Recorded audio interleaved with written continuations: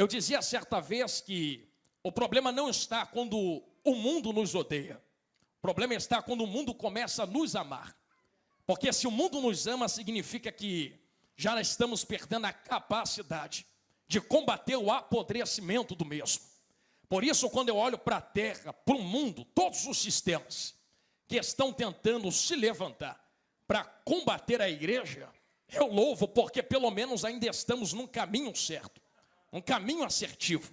Eu posso dizer ao tarde para vocês que, se eu fosse você, assim como eu faço lá em casa com a minha fase, quando Satanás se levanta de todos os lados, tentando nos combater de todas as formas, eu não fico triste, eu louvo a Deus. Pior seria se ele batesse palma dizendo, continua porque está me agradando. Mas se ele se levanta de todos os lados tentando nos parar, é sinal de que ainda somos algo que salga a terra, que impede o apodrecimento. Por isso louvo a Deus se as lutas estiverem apertando da terra para o lado da igreja. Da mesma forma nós identificamos Josué, trazendo esse pensamento a quem ouvia. Porque o próprio livro de Josué nos dá uma inclinação de pensamento que aquele povo conhecia quem era Deus. Vocês lembram que no capítulo 6 a muralha caiu? E logo mais adiante Ai foi entregue nas mãos daquele povo. Foi um tempo de conquistas, enquanto Josué liderava Israel. Então o povo sabia quem estava servindo. Era um Deus que, como Josué disse nesta palavra, enquanto é agradado, sustenta aqueles que o estão agradando. Mas quando aqueles que estão o servindo, e entre nós, preste bem atenção nesta palavra que Josué está dizendo. Quando aqueles que o estão servindo começam a desviar dos seus caminhos, quem consome aqueles que o servem não é Satanás, não é diabo. Você leu comigo, foi Josué quem falou. Eu sei que dói, mas cura. É o próprio Deus quem consome aqueles que o servem, mas não servem de maneira reta. Se Deus é o mesmo ontem, hoje e será eternamente, Ele não mudou a sua maneira de se comportar. O que muda é o tempo. Este é um tempo de lei, estamos no tempo da graça. Mas o Deus ainda é o mesmo. Por isso nós podemos discernir que, enquanto Deus serve de uma, como posso dizer, de um parâmetro, de um padrão, para que aqueles que o servem possam seguir, Satanás serve de um padrão, para aqueles que não servem Deus também possam seguir os ensinamentos e as palavras que Satanás dá a essa terra. E se você guardar e esquecer tudo que eu falar, mas puder guardar isto que eu vou falar agora, guarde. Eu vou repetir isto que eu acabei de falar. Quem os consumia não era Satanás. Quem os consumia era o próprio Deus. Jonathan, não vai ser fácil de dar glória com esta palavra, porque eu sempre aprendi que é Satanás quem se levanta. Sempre aprendi que é o diabo quem se levanta contra a minha casa. Mas eu posso levar vocês para dentro de um pensamento. Quando o diabo se levanta, só se levanta porque Deus permite. Pregador, não vou dar glória com esta palavra. Não precisa se não quiser. Eu estou dizendo que Deus usa até diabo como ferramenta para tratar seus servos na terra. É por isso que eu estou olhando nos vossos olhos e dizendo que estamos num tempo de urgência na face da terra.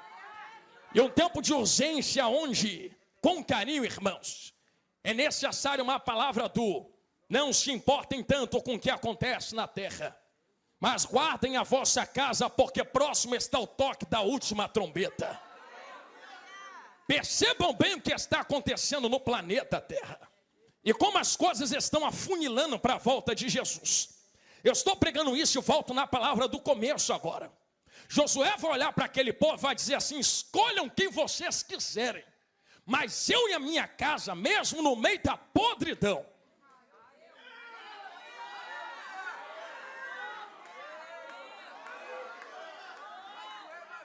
nós vamos servir ao Senhor.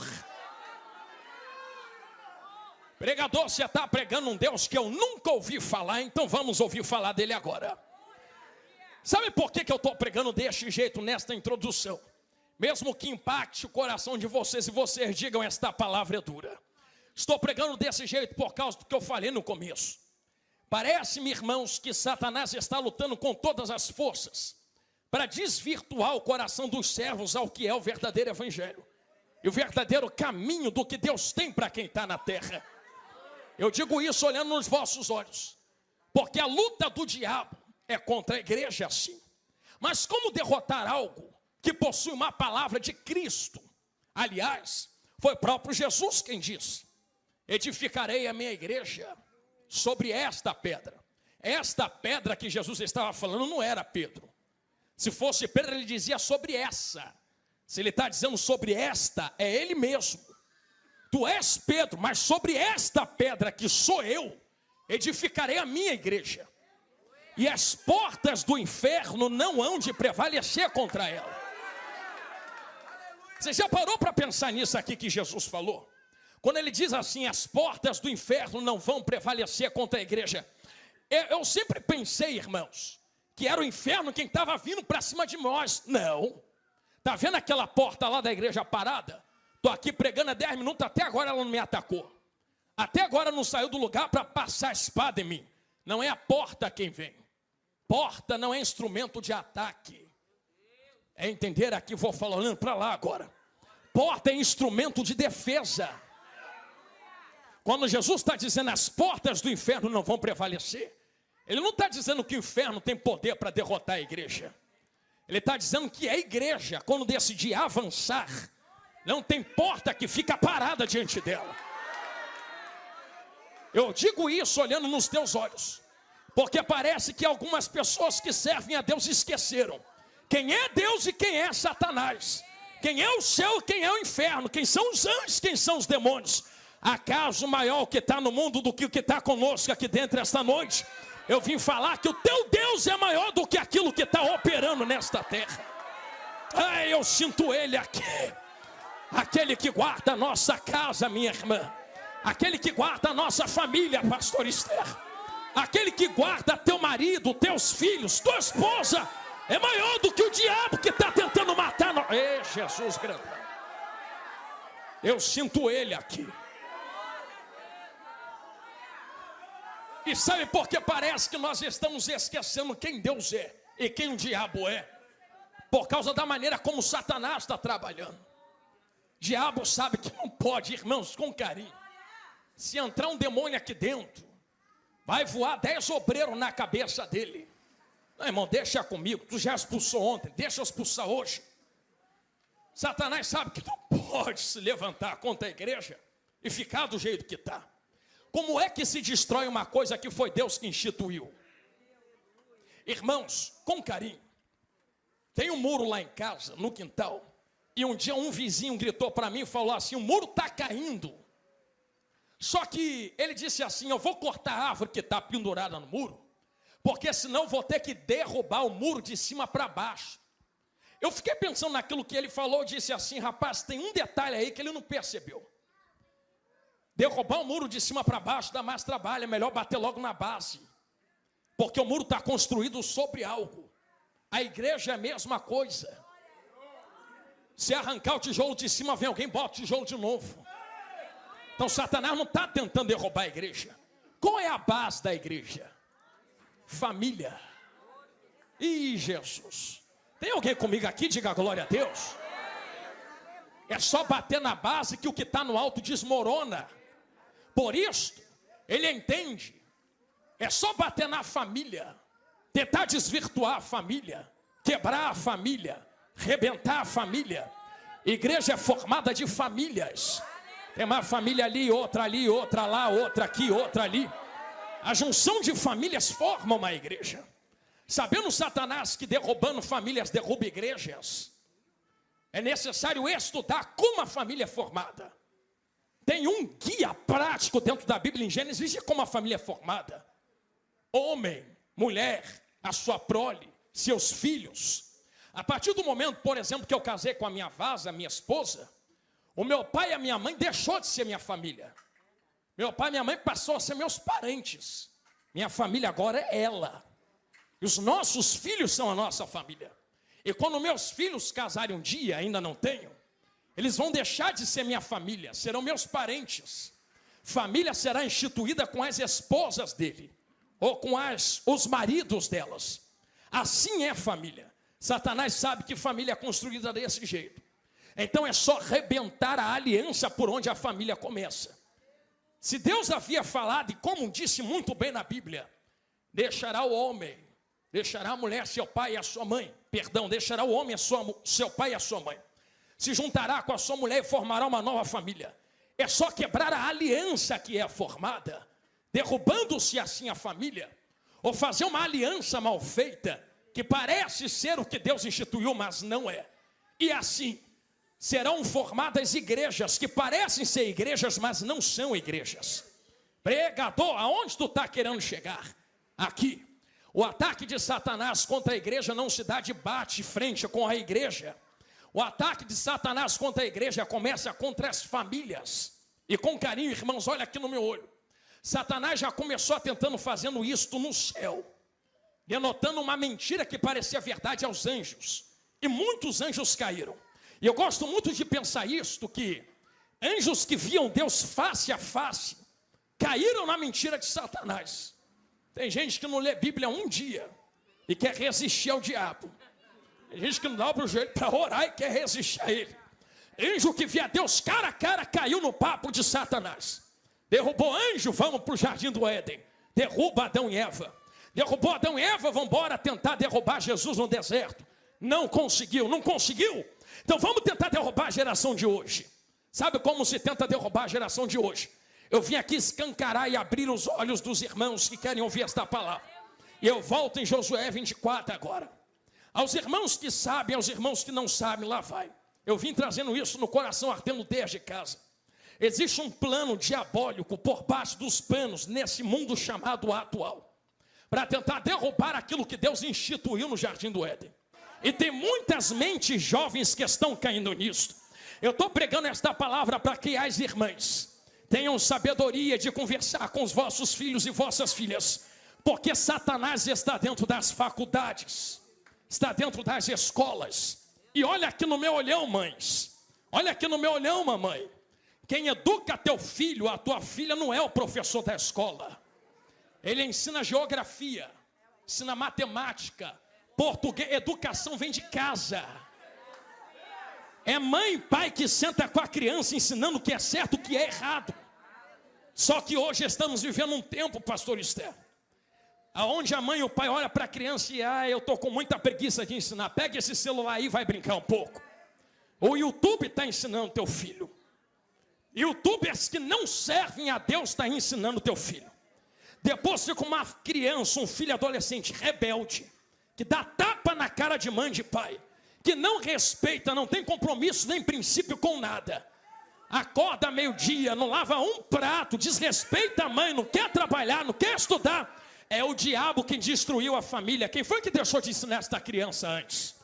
Eu posso abrir um parênteses e ir aonde Jesus mandou. Você lembra do rei Ezequias? O pregador está pregando pesado, então vamos lá, tem que ser Bíblia. Então vamos de Bíblia. Lembra do rei Ezequias? Deus desceu na terra.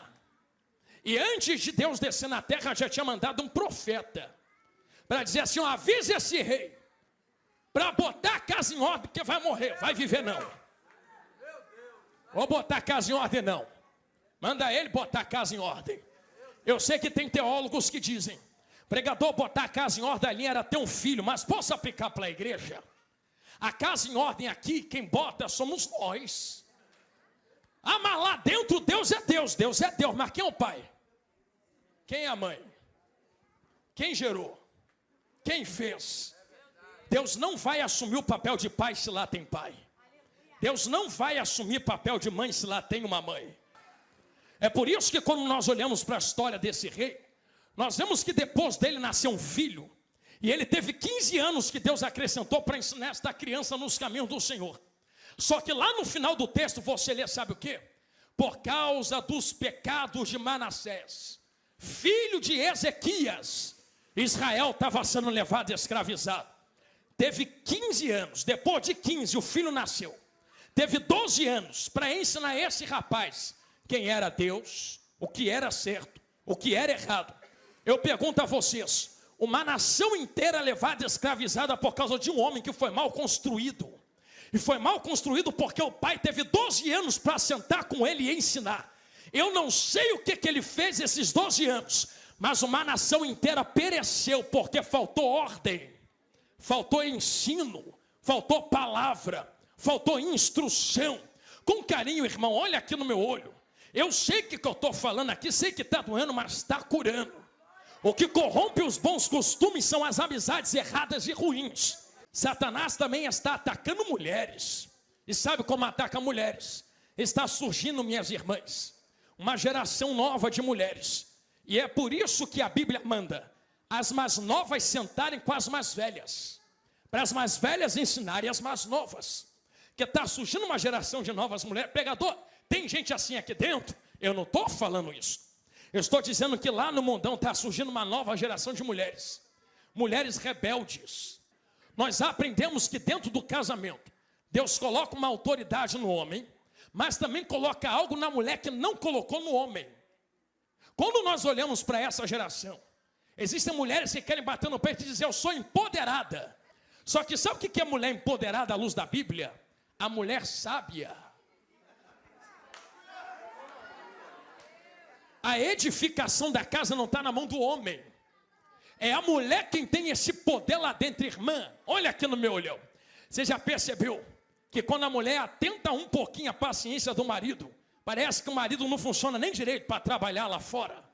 Funciona nem direito para estar na igreja fazendo a obra.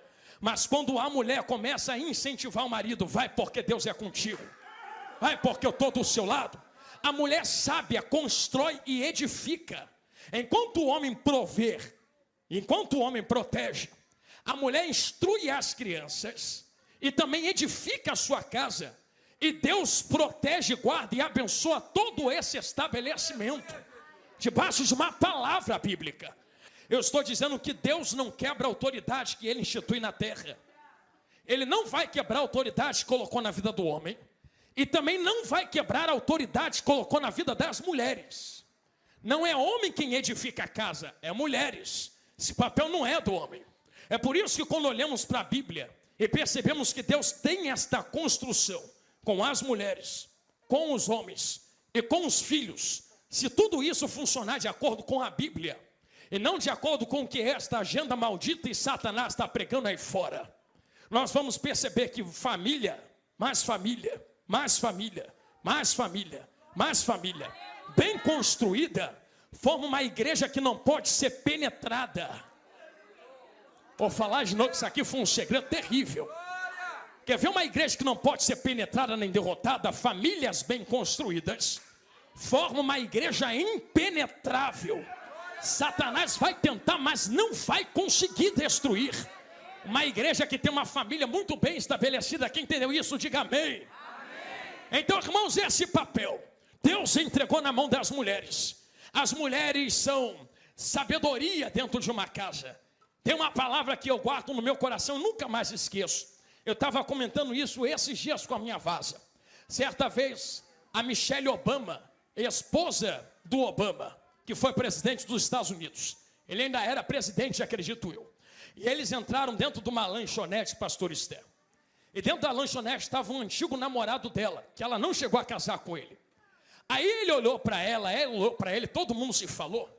Depois o Obama olhou para ela e falou assim, se tu tivesse casado com ele, hoje tu estava casado com um garçom. Ela, não. Se eu tivesse casado com ele, hoje ele era presidente. Jesus, senti Deus nesta palavra. Oh, Jesus amado. Você acha que homem é o que é? Chega a algum lugar, porque pode. Se não tiver uma mulher, nem é atrás, é do lado, andando junto com ele, irmãos. Homem pode se esforçar o máximo que quiser. Ele não consegue construir coisas que conseguiria junto de uma mulher. 12 minutos e eu termino. Está ali minha vaza. A gente roda o Brasil, o mundo pregando a palavra. Às vezes eu olho para ela e digo assim, eu não chegava nem na esquina de casa se tu não me ajudasse. Quantas vezes eu cheguei em casa cansado. E ela olhou para mim e falou assim, senta aqui. Eu vou botar uma comida para você comer quente. Bebe aqui essa água, mata a sua sede. Eu lavei a roupa, passei a roupa. Por que tu não tem mão para fazer? Não, rapaz, não é isso. É porque ela entendeu, quando eu não posso, não consigo, a força não alcança. Ela é complemento da minha força. É outra força junto comigo. Não tem ninguém tentando disputar poder dentro da família. Cada um está se ajudando a alcançar um propósito que Deus instituiu aquela casa. Será que alguém pode entender isso que eu falei? Ninguém disputa a autoridade lá dentro, não. Estamos trabalhando juntos para alcançar um propósito. Por isso eu olho a vocês, digo que Deus tem coisas maravilhosas, promessas lindas, grandiosas, a completar na vossa casa, na vossa família, mulher de Deus. Mas olha aqui para mim, aqui a gente termina.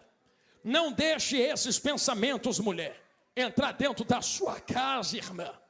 Porque a sabedoria lá dentro é tu. É tu quem combate estas coisas com a tua sabedoria. Como disse uma mulher muito bem um dia na internet. Ela disse assim: eu não obedeço meu marido porque eu sou escrava.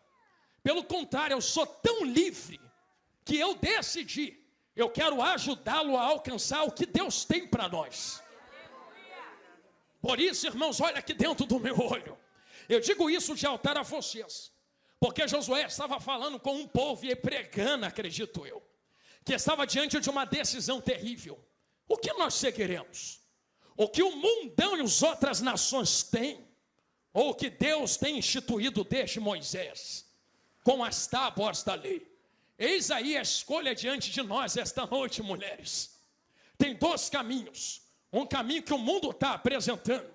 Um caminho que parece agradável, bonito, mas tem destruído muitos lares e muitas casas.